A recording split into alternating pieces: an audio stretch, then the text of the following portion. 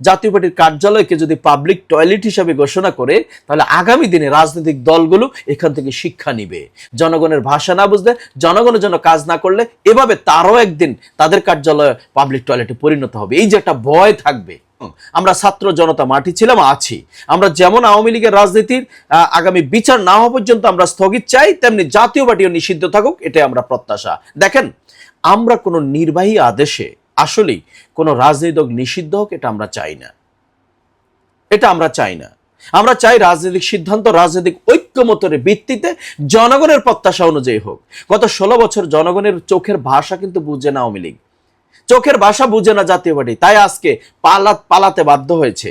ঠিক আমরাও যদি চোখের ভাষা না বুঝি, এই অন্তর্বর্তীকালীন এদেশের জনগণের চোখের ভাষা যদি না বুঝে, তাহলে কিন্তু জনগণ থেকে ধিকৃত হবে, নিগৃহীত হবে। এজন্য আজকে জনগণ চায় আওয়ামী লীগ আগামী নির্বাচনে যেন অংশগ্রহণ করতে না পারে, জাতীয় পার্টি যেন নিষিদ্ধ হয়, এটা চায়। তার মানে আজকে একটা রাজনৈতিক ঐক্যমতের ভিত্তিতে সিদ্ধান্তগুলোকে আসে, আমরা সেটাই চাই।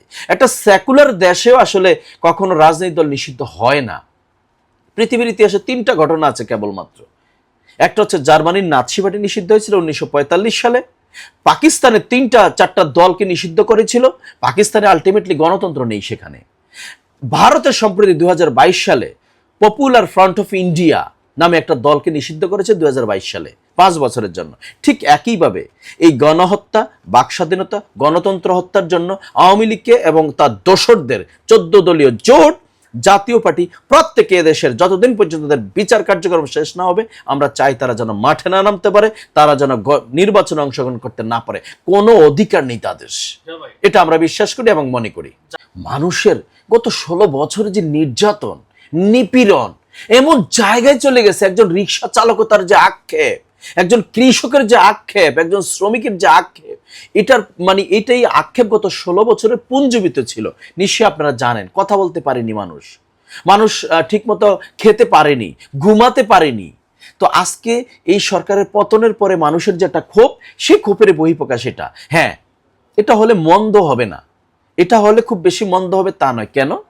কারণ আগামী দিনে যে শাসক আসবে, আগামী দিনে যে দল আসবে, আগামী দিনে যে সরকার আসবে, তখন তারা যেন ইতিহাসকে মনে করে যে কোনো দল যদি স্বৈরাচারী আচরণ করে, জনগণের ভাষা না বুঝে, তাহলে ওইভাবে তাদের কার্যালয় পাবলিক টয়লেট হিসেবে পরিণত হবে। এটা ইতিহাস হতে পারে।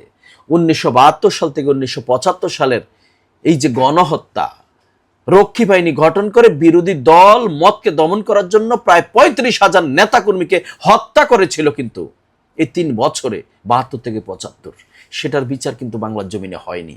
এই বিচার না হওয়ার কারণে 24 সালের যে গণহত্যা, বিচার না হওয়ার কারণে 5ই মে হেফাজতের গণহত্যা ঘটেছে। 57 জন অফিসারকে চিরতরে বিদায় করে দিয়েছে।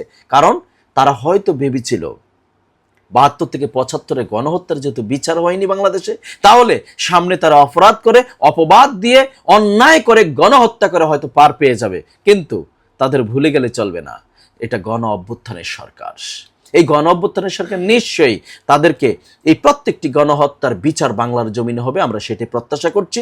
আর যদি ওই যে জাতীয় পার্টির কার্যালয়কে যদি পাবলিক টয়লেট হিসাবে ঘোষণা করে, তাহলে আগামী দিনে রাজনৈতিক দলগুলো এখান থেকে শিক্ষা নিবে। জনগণের ভাষা না বুঝলে, জনগণের জন্য কাজ না করলে এভাবে তারও একদিন তাদের কার্যালয় পাবলিক টয়লেটে পরিণত হবে। এই যে একটা ভয় থাকবে,